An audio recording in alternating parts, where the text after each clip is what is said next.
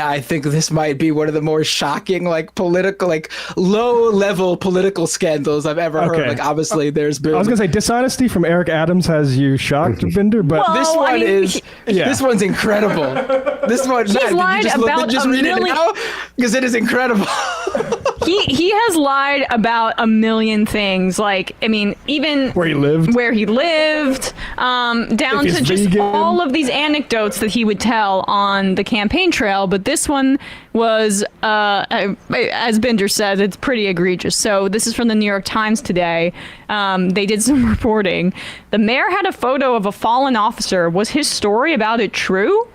Scroll down. The answer, based on all of this reporting by Emma Fitzsimmons, is no, it's not true.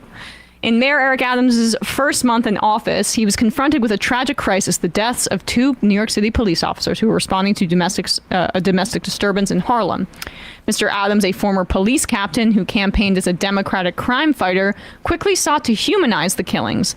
The loss of the officers, he said, reminded him of the 1987 line of duty death of a friend, Officer Robert Venable. I still think about Robert, Adams said in his news conference at City Hall. I keep a picture of Robert in my wallet.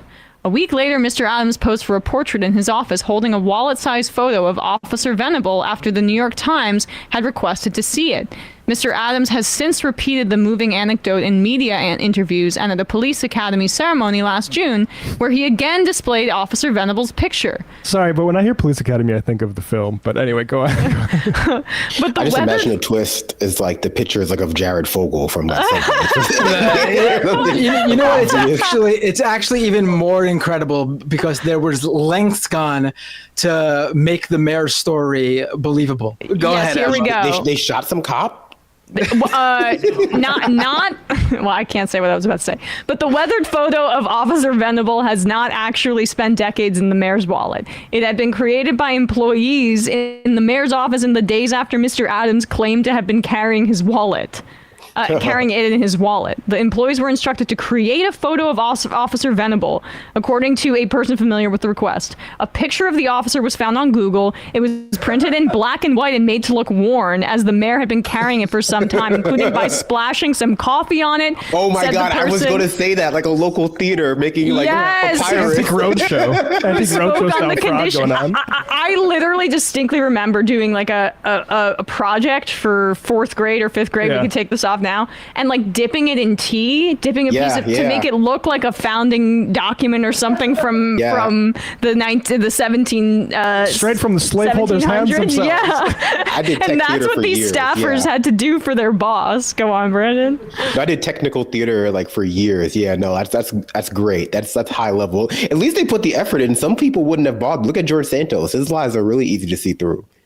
Yeah, I don't know. George Santos kept it going for quite a while. This Eric Adams lie, it seems to have fallen apart within the length of a year, right? I mean, this is just, I cannot believe that they went through the lengths just to prove just this pointless story that he told. It's just unnecessary. Yeah. You don't need, listen, in the mainstream America, no matter what their politics are, if they hear that 2 cops were shot, there's going to be remorse for those cops. You don't need to humanize the police by making up some sort of insane story, like Eric Adams did, and then go through the lengths to make your story legit to reporters.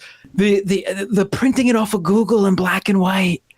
The aging it by splashing some coffee on it.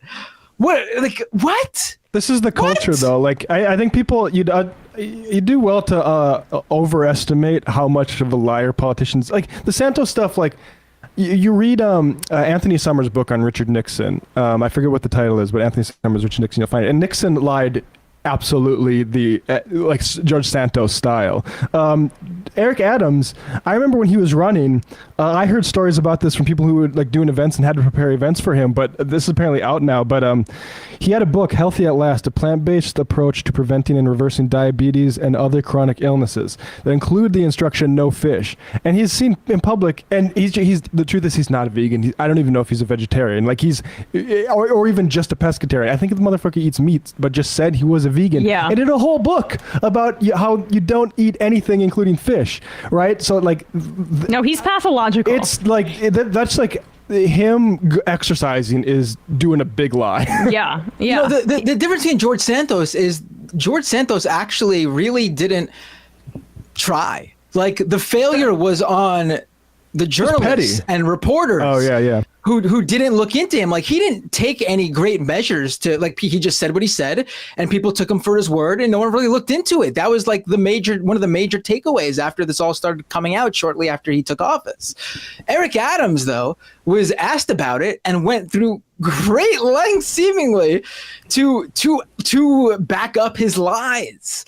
I mean, it's insane. It is insane. So what you're saying is that like something that's like low profile because it's just a photo in his wallet, but I think this is just incredible. It's the lengths he took. Jesus. Yeah. Yeah, no, I think it's indicative of a much deeper personality flaw, but yeah, no, that's great. That's next level. That's like he's on his Riddler shit with that. Like who knows what else is or is not true. Like if you're gonna go through that link, it could be anything. Yeah, what we need to like use lemon juice on the back of the photo to see if there's like the next clue for the next lie that he has an invisible link on the back. Pretty absurd. I'm only surprised he hasn't likened the New York Times reporter who asked him about the photo to Hitler or a plantation owner yet. There's still time. All right. Just unbelievable. You never had to do a little photographic evidence manipulation on the plantation? I mean, some people just have it lucky, I guess. Glass houses. Right. All right, let's do. I'm photoshopping the landscape painting that Jefferson had commissioned to show. Yeah.